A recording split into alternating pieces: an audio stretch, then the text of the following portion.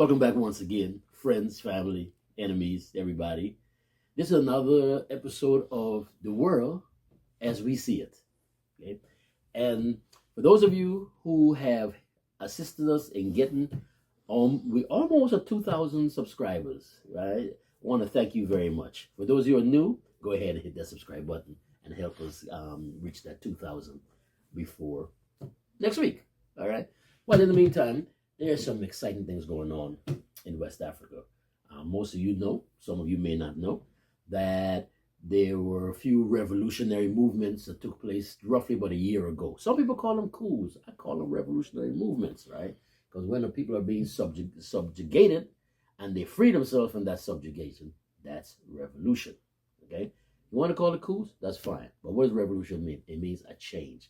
And so we've seen a change in places like Niger, Burkina Faso, Mali, and Guinea.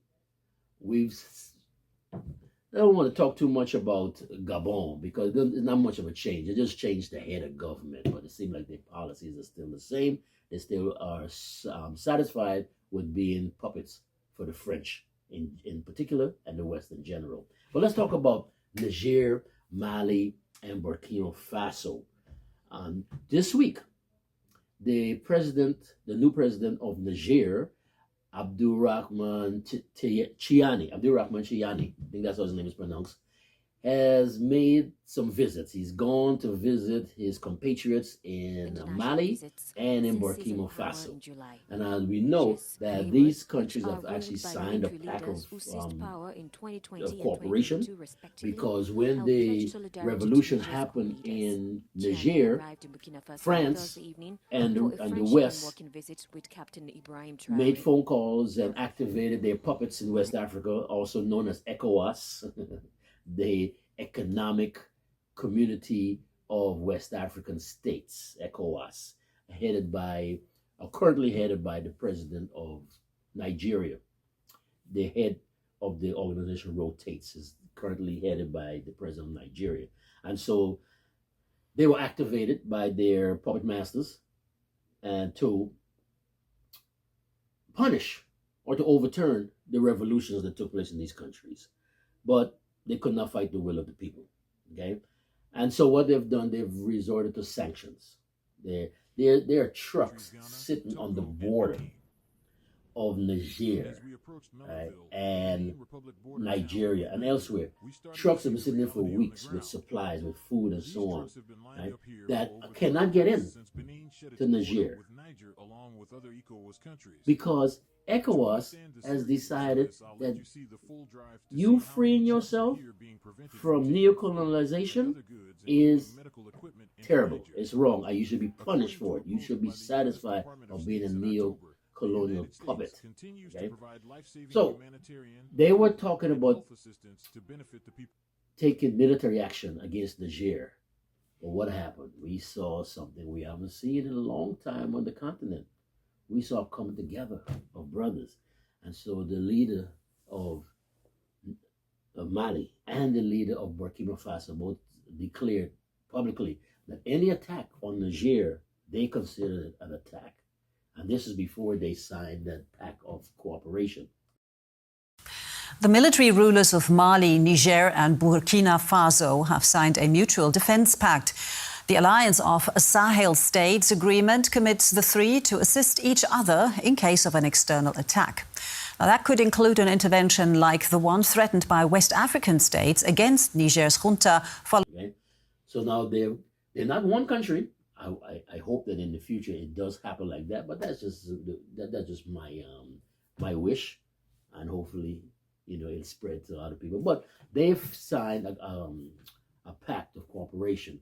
And this week, President Chiani from Niger has gone and visited his compatriots, his brothers in Burkina Faso and in Mali. Right?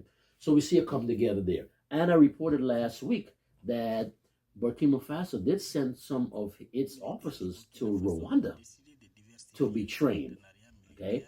So now we see cooperation again on the continent within the African viewpoint. So we've got soldiers from one part of the continent being trained by soldiers in another part of the continent.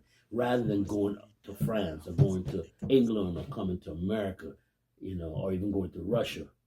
Okay, so there's this interconnection that's taken place. It's new, it's young, but it's happening. All right, so that I think is absolutely good news. Now, Burkina Faso has signed an agreement with Russia to build a nuclear reactor in Burkina Faso. This is for peaceful purposes. This is to provide the electricity to Burkina Faso. Okay, Burkina Faso has the raw materials that provides electricity for European countries and elsewhere. So now they're saying, okay, we want to provide for our people, and the Russians have said, hey, we can help you do that. Right? They have also signed an agreement with the Iranians to build an oil refinery plant in Burkina Faso. Again, rather than having the raw materials leave the country and be refined someplace else and come back as finished product and then being charged for their own products, no, that's fine. They said, no, let's do it right here. Russia said, okay, we could help you with that. Actually, I misspoke. It's the Iranians who said we could help you with that. The Iranians are going to help them build the refinery. The Russians are going to help them build the nuclear reactor. Same thing is going on in Niger. Niger has stopped all the gold that used to be escaping out of the country when the French were there. The Nigerians have said, no more gold for you unless you pay for it market prices. So they've taken control of their mines. The same thing has happened in Burkina Faso. The same thing happened in Mali. These leaders are now taking control of their resources and saying, if you want our resources, you can get some, but you're going to pay fair market value for it, right? That is what I call revolution. See, a lot of people think revolution means picking up a nickel, also known as Kwame Ture taught us. Revolution is just a change in thinking, because your thoughts determine your actions, and the actions determine your results. So once you make a revolution up here, it becomes a revolution here, and then the results is the results of that revolution. So I want to congratulate the leaders of Burkina Faso, the leaders of Niger, and the leaders of Mali. Burkina Faso, Niger, and Mali.